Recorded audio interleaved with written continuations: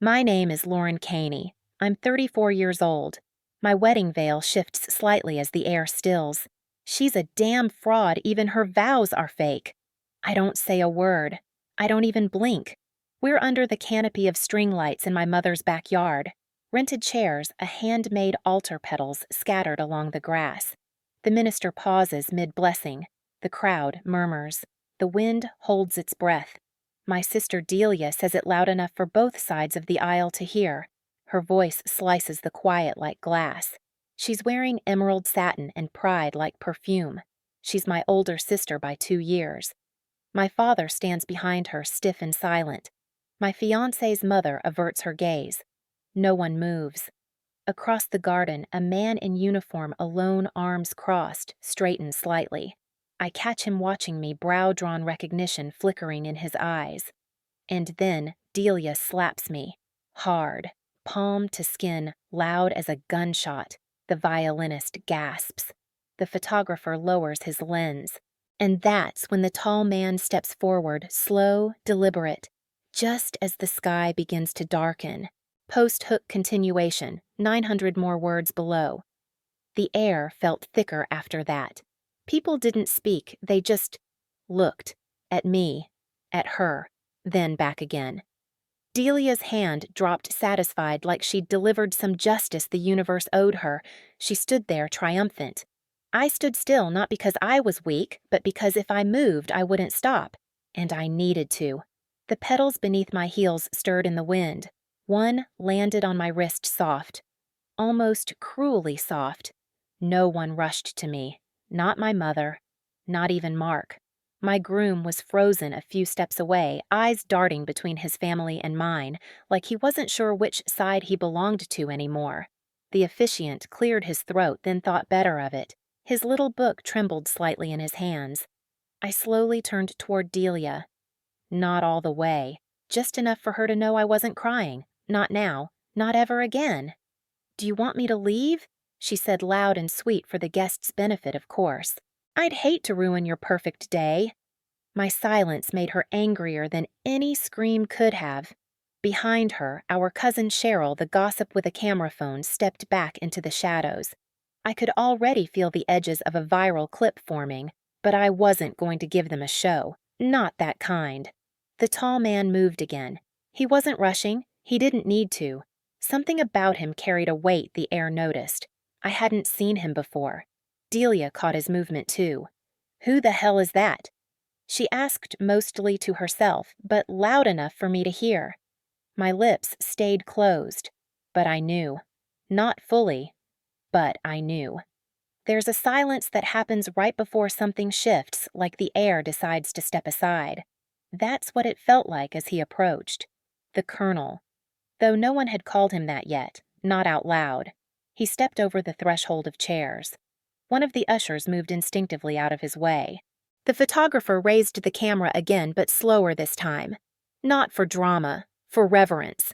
Delia turned, startled. "Excuse me, this is private." His voice wasn't loud. It didn't need to be. "Touch her again," he said, "and we'll have a problem." Her eyes flicked to his name tag. Then to the stripes on his shoulder. The color drained from her face like a tide pulling back from shore. I still hadn't moved. I didn't need to.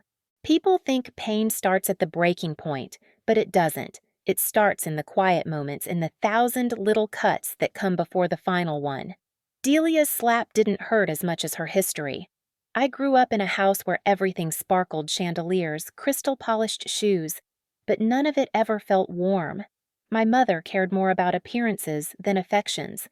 My father measured worth in eye contact and silence. And Delia, she learned early that praise came with performance. I didn't. I was the quiet one.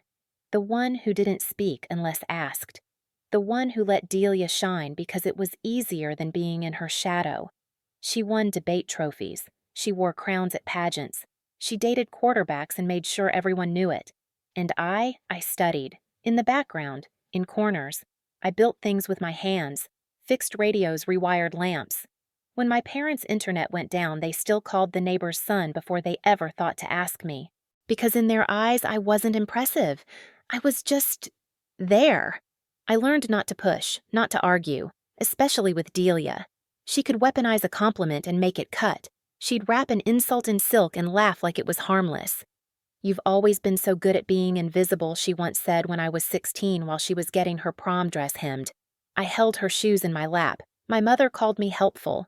I remember nodding like that was enough. I didn't apply to colleges anyone knew, didn't announce when I left.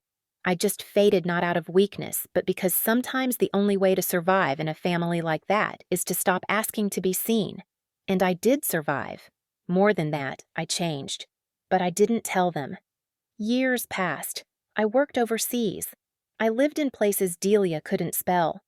I trained in rooms where no one knew who my family was, and I liked it that way. I learned to lead without shouting. I learned that silence can command a room if you wear it right.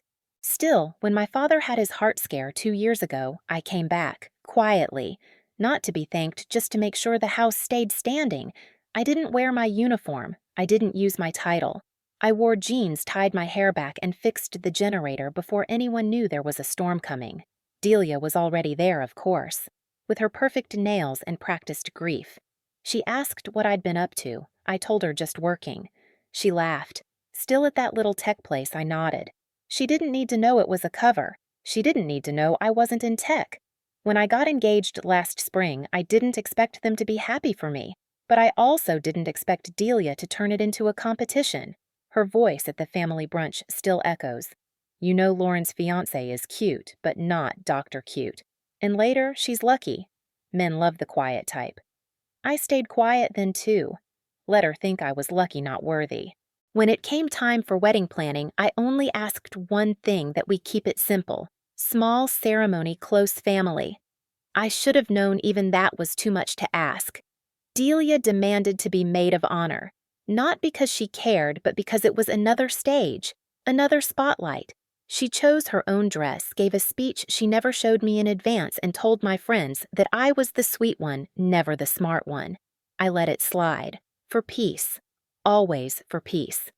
The day before the wedding, my mother told me, "Try not to overthink things, Lauren. This might be the best you ever get." That one stuck. That one nearly cracked me, because somewhere inside I still wanted her to see me. Not the quiet daughter, not the spare, just me. But I didn't argue. I just nodded, smoothed the hem of my dress, and said thank you, because the only thing worse than being insulted in that family is being the one who causes a scene, and that's what Delia counted on. That I'd never make a scene, that I'd never fight back. But that's the thing about silence. It isn't always surrender. Sometimes it's patience. The thing about betrayal is sometimes it doesn't roar in with drama. It seeps in, quiet, familiar, like someone reaching for your hand then pulling away the second you need them to hold on. 3 months before the wedding, I lost the venue deposit. Not because of poor planning, but because I used that money to fly out and cover a quiet op in Alaska that couldn't wait. I made that choice without regret, but I knew better than to explain it. When I returned, Delia had already stepped in. "I called Mom's friend from the club," she said. "Her backyard's free." "You're welcome." That's how my wedding ended up in my mother's garden, the same place Delia threw her sweet 16, her engagement party, and her divorce brunch. Yes, that was real. It didn't feel like mine anymore. It felt borrowed. I offered to help with setup. I offered to write my own vows, build the altar, even set the chairs. Delia smiled like she was doing me a favor. "Just stay out of the way, okay? You'll ruin the symmetry." That word symmetry stuck in my ribs. She was talking about flowers. But I knew she meant me. Even Mark started treating me like I was temporary. He was sweet at first, quiet, thoughtful, the kind of man who listened instead of filled the silence. That's what drew me to him. But something shifted once Delia inserted herself. I'd catch him talking to her a little too long, laughing a little too easily. I told myself I was being paranoid. I always do that, look for patterns that hurt. One night, 2 weeks before the wedding, I overheard them in the kitchen. Mark's voice was low. "She doesn't even want the spotlight. I don't think she's built for attention." Delia's laugh, soft and smug. "She's built to follow orders." I didn't step in. I didn't want to know what came next. I just walked upstairs like I didn't hear a thing. I lay in bed that night staring at the ceiling, wondering if I'd mistaken loyalty for love, wondering if Mark loved the idea of someone who didn't challenge him more than he loved me. But I didn't leave. Not yet. Because I thought maybe, just maybe, marriage would make him see me differently, like something permanent, like someone real. The bridal shower came next. Delia hosted it. Of course. She made a speech that started, "Sweet Lauren is the most patient woman I know," and turned sharp by the third sentence. Because she had to be. I mean, growing up in my shadow. That couldn't have been easy. Everyone laughed. I smiled. Inside, I folded up that moment like a blade and tucked it into my chest. That same night, she handed out gifts to everyone except me. "Bride's surprise is coming later," she said. It never did. The week before the wedding, I came home to find my mother on the phone pacing. "I just don't want to embarrass the family," that's all she said. I didn't mean to listen. "But when you grow up in a house like mine, eavesdropping is a survival skill." She sighed louder this time. "Well, she's not really done anything impressive. No one even knows what she does. I think she works with computers' paws. She's always been private, secretive even. Maybe she just doesn't have much to say." I turned away from the hallway, walked outside, and didn't come back for hours. That was the first night I almost canceled everything. The dress, the flowers, the man. But I didn't. Because deep down, there was still a girl inside me, the one who wanted just once to be seen. To walk into a room and not feel like the echo of someone louder. They took everything from me, piece by piece. My voice, my space, my wedding. And still I stayed, not out of weakness, but because I hadn't shown them yet what strength looked like. Not mine, theirs. Theirs looked like attention, applause, being adored and never questioned. Mine. Mine was the kind that didn't need to be spoken aloud. Until that day. Until the slap. Until the Colonel's voice cut through the garden like a warning bell, and suddenly, all their noise, their jokes, their whispered judgments, their pitying glances collapsed into one dead silence. They took everything they could from me. And still, I stood. I used to think the lowest point would be something loud, a slammed door, a broken vow, some unforgettable betrayal caught on camera. But it wasn't. It was me. Alone. Sitting in the guest bedroom at my parents' house the night before my wedding, still in my rehearsal dress, shoes kicked off, spine bent, makeup cracked and smudged because I'd smiled through too many half-cruel toasts. That night, the air conditioner hummed loud, louder than my own breath. I stared at the wall where Delia's high school diploma still hung above the bookshelf, framed, polished, spotlighted by a little lamp Mom kept dusting for years. Mine was never displayed. Not once. I had 3 certifications that never made it out of my closet. I don't know how long I sat there hunched over clutching the side seam of my dress like it could hold me together. I think part of me hoped someone would knock. Maybe Mark. Maybe my mom. Someone to say, "I see you. I'm sorry." But the hallway stayed quiet. Always quiet when I needed noise. Always noise when I needed quiet. And so I did what I always did. I folded into silence. I pulled my knees up on the bed, stared out the window at the string lights flickering in the backyard. They'd already set up the chairs, the altar, the roses that Delia insisted matched her dress. My name was nowhere on the banners. I wasn't even sure whose wedding it was anymore. A thought came sharp and fast, so fast it scared me. You don't have to do this. Not out of defiance. Not because I had a better plan, but because somewhere in the center of my chest, something small had cracked. Maybe they were right. Maybe I was invisible. Forgettable. A quiet woman who blended in so well even her own fiancé didn't notice when her smile didn't reach her eyes. Maybe I wasn't built for spotlight or vows or marriage. Maybe I was just a shadow with a name. The tears didn't come all at once. They never do with me. They came slow quiet, like grief arriving in careful footsteps. One, then another. I didn't sob. I didn't gasp. I just let them fall. Because sometimes when you've spent your whole life holding it together for other people, it takes too much energy to pretend anymore. And I was tired. So tired. The next morning, I woke early. The house was still asleep. I slipped outside barefoot, holding a mug of tea I didn't drink. The grass was wet from dew, and the chairs were already in perfect rows, white and cold and ready. I looked at that altar like it was a question, and I didn't have an answer. Delia came out an hour later, in a robe hair pinned smug as ever. She looked at me like I was the help, like she'd forgotten the sting of what she said last night. "You okay?" she asked. Not kind, not curious, just performative in case someone was watching. I nodded. Sure. That word, sure. It's how women like me survive. It doesn't mean yes. It doesn't mean no. It means I'll survive this too. After she walked away, I stood there longer alone, just watching the wind move through the eucalyptus branches. I thought about running, not just from the wedding, from everything, getting in the car, driving north, leaving my phone behind, disappearing into a life where no one knew my last name or my sister's face. I even reached into my pocket and touched the car keys. I almost did it. Almost. But something deeper stopped me. Not guilt, not fear, not even pride. It was that tiny, stubborn part of me that had survived everything else. The part that remembered who I was before they told me who I wasn't. The girl who fixed a transmission in high school while her sister hosted homecoming.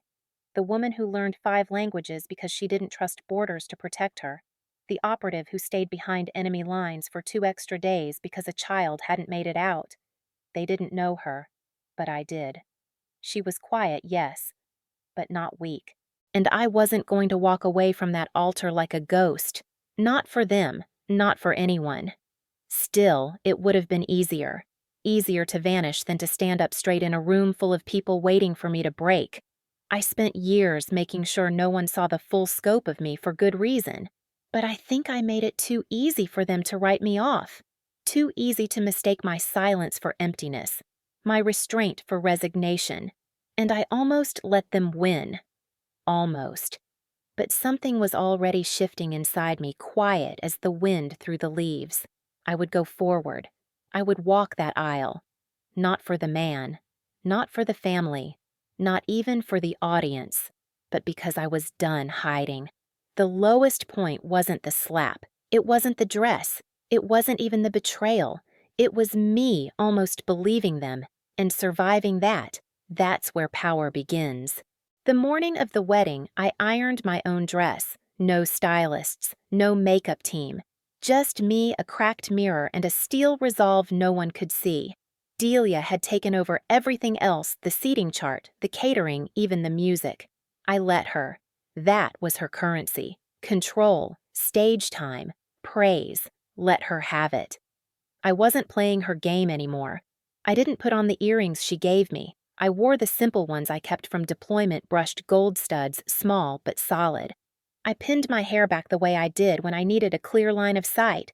I didn't care if it flattered my cheekbones. I wasn't dressing for their eyes. And tucked inside my bouquet, wrapped in ivory ribbon where no one could see my insignia patch. I wasn't hiding it anymore. I just wasn't offering it up for their approval. When the knock came on the door, I expected it to be my mother. Maybe Delia. Instead, it was Meredith, the florist's daughter, barely 20, wide-eyed and nervous. She held out a folded envelope. "He said to give you this." I took it heart steady. No questions. Inside a single line, written in compact, unmistakable block script. "You don't have to say a word. Just look at me." C. No signature. But I knew exactly who it was from. Colonel Ashwin Hale. He wasn't just a guest. He was a former commanding officer. One of the only people who'd ever said quietly and without condition, "I trust her more than anyone." Years ago, he watched me make a decision under fire that saved 6 lives and cost me a promotion. I didn't flinch then either. And now he was here. Not because I asked, because he saw something no one else in my family ever did. Worth. Even when it wasn't convenient. I held the letter for a long time. Not for what it said, but for what it meant. I had allies. Quiet ones. Strong ones. I wasn't alone. In the final hour before the ceremony, I walked the garden once more. Everyone was rushing photographers setting angles, the minister practicing again, Delia fake laughing with the bridesmaids. I kept my movements slow, grounded. I noticed details no one else did, the uneven bricks near the altar, the flicker in the left garden, light the tremble in Mark's fingers when he took a sip of champagne. He was nervous. Not for the right reasons. Not out of awe or joy. He looked like a man who suddenly realized he didn't know who he was marrying. Good. Because I had spent a lifetime being misread, and now that mask was beginning to slip. When I passed by my mother, she said without looking up, "Try not to make Delia feel outshined today. It's still her garden." I didn't answer, just kept walking. But I thought about every quiet favor I had done for that woman. Every roof I helped repair, every check I mailed from overseas, every email I sent with wiring instructions when she couldn't figure out how to pay her taxes. She never once asked what I did, only that I help. I did. Every time, without a thank you. That wasn't love. It was extraction. The thing is, I had let it happen. But I wouldn't again. When the music finally started and the guests stood, I walked down the aisle slowly, not like I was being given away, like I was walking towards something I chose. Delia was waiting near the altar with her polished smile and poised hands still basking in the illusion that this day was hers to narrate, but she didn't see what I saw: the colonel standing 2 rows from the front in full dress uniform, not clapping, not smiling, just watching. I didn't nod, didn't blink, but our eyes locked, and that was enough, because I knew and he knew that if the moment came, if the temperature dropped, if the silence thickened, if the air shifted, I would not retreat. I didn't need to say a word. I had been trained for worse, tested in darker rooms, trusted by people who didn't need pedigree or permission. And now I was done minimizing myself for their comfort. I wasn't there to prove them wrong. I was there to stop pretending they'd ever been right. The slap was fast. Delia's fingers, my skin, the sound. Sharp, clear, and final. For a moment, the entire garden went still. Even the birds seemed to stop. She's a damn fraud, even her vows are fake. It echoed louder the second time, carried by the silence. I didn't touch my cheek, didn't step back. Just stood there beneath the eucalyptus and white orchid's veil barely moving in the air. Somewhere in the second row, someone whispered, "Oh my God." Someone else gasped. A chair scraped the patio. And then a new voice, low, precise, like a blade slicing through fog. "Touch her again," he said, "and we'll have a problem." Every head turned.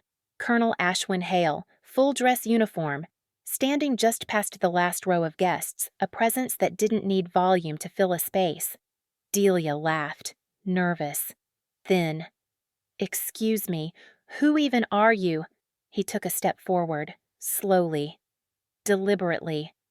"I'm someone who recognizes command," he said, "and you're standing in the presence of it." Delia's mouth opened, then shut. She looked around, expecting someone to defend her. Our mother, Mark, even the officiant, but no one moved. Mark stood at the altar, stunned, holding the ring box like it might burn him. My mother's lips parted, but whatever she meant to say got lost in her throat. Only the colonel moved. He stopped 3 feet from me, not quite touching. His eyes scanned me once, calm, steady, respectful. Then, without breaking eye contact, he nodded. Not the way a guest greets a bride.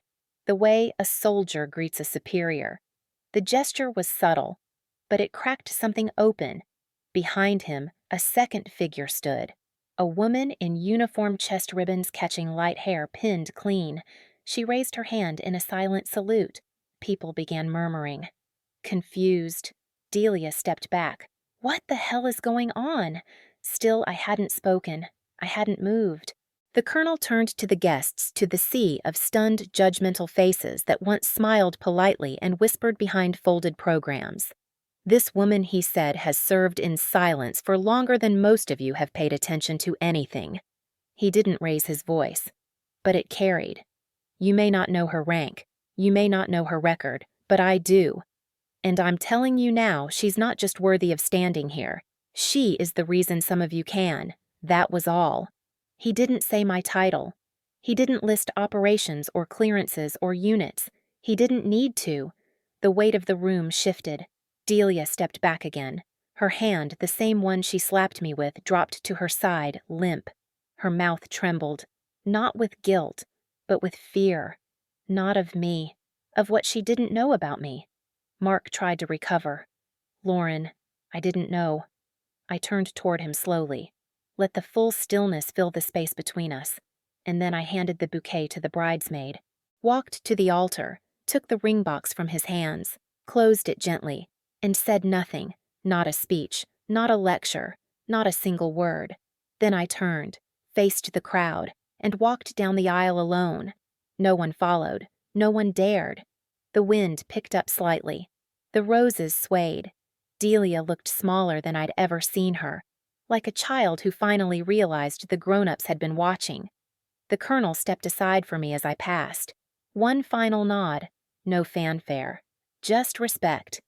And behind me, as I stepped into the sunlight, heels, steady spine, straight veil, floating in the breeze, the garden stayed silent.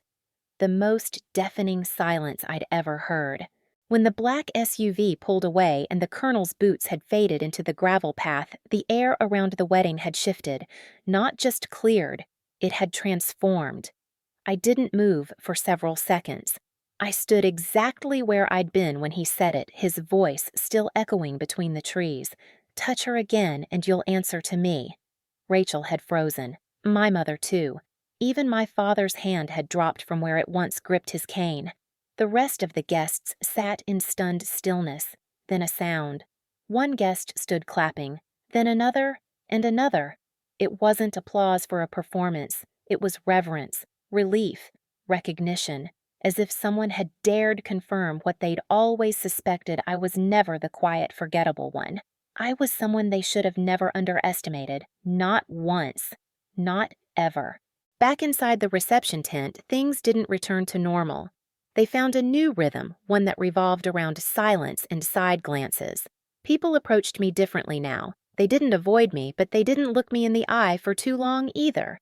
It was as if the colonel's presence still lingered around my shoulders, an invisible warning. Rachel hadn't returned. Her bouquet was still lying where she'd dropped it, half-trampled petals bruised. Mom was nursing a glass of wine in the corner, pretending to chat with a cousin, but her gaze kept drifting to me. She looked tired, not from age, but from the sudden realization that her narrative had collapsed. Dad never said a word. Not to me, not to anyone. He stood at the edge of the tent, as if waiting for someone to explain what had just happened. But no one dared, because they had seen what I could call upon with a single breath. And for once, they were scared not of me, but of the fact that they had never known me at all. I found my husband near the back, talking to Colonel Reed's driver. He'll be in touch, the driver told me when I walked over. Said he owed you something. A debt. I owe him everything, I whispered. The driver gave a strange smile. He disagrees. That night, I didn't change out of my dress. I let the lace wrinkle and the pearls bend against the couch cushion. I curled into my husband's arms and stared at the wall while the world caught up to what had happened. Because something had happened. It wasn't just that Rachel slapped me, or that a colonel stopped her. It was something deeper, something older, something that had been building since childhood. And now, it had broken. But I wasn't broken. I was free. 2 weeks later, an envelope arrived. Handwritten. No return address, no insignia. Just thick, smooth paper sealed with wax. Inside was a photo, grainy black and white. It showed me seated behind a table in Kabul, interpreters flanking both sides. A flag hung in the background, one I hadn't seen since that day. And written beneath in pen, "We remember who you are." There was no signature. I didn't need one. Rachel sent a message a week later. It wasn't an apology. It was confusion. "I just don't get why a colonel would know you. What did you do, save his daughter or something?" I didn't answer. There's no explaining to someone who only sees surface. Someone who believes worth is decided by dresses and seating charts and how wide your smile is for the camera. Rachel built her world on performance. But I had built mine on silence, and that silence had become stronger than any applause. The last moment came 3 months later. A new wedding, a friend's, smaller, simpler. I wore a dark green dress and sat near the back. No one slapped anyone. No one threw flowers. No one argued over roles or who got the spotlight. But during the reception, one of the older guests leaned toward me and said quietly, "You're her, aren't you?" I didn't pretend not to understand. I only nodded. She smiled and said, "They'll never forget what happened at yours. The Colonel, what he said, how you didn't flinch." I said nothing, just lifted my glass, but inside, something finally let go. That tension, that ache I'd carried for years, it didn't need resolution anymore. It had already become something greater, proof that even the quiet one in the family can shift an entire room. That power doesn't shout, it whispers, and sometimes it only needs one witness to change the course of everything. And now, whenever someone asks about that day, my wedding day, I just smile. Because the truth is, yes, my sister slapped me. But that was never the story. The story is this: a U.S. Army colonel looked her dead in the eye and said, "Touch her again, and you'll answer to me." And in that moment, they all finally saw me.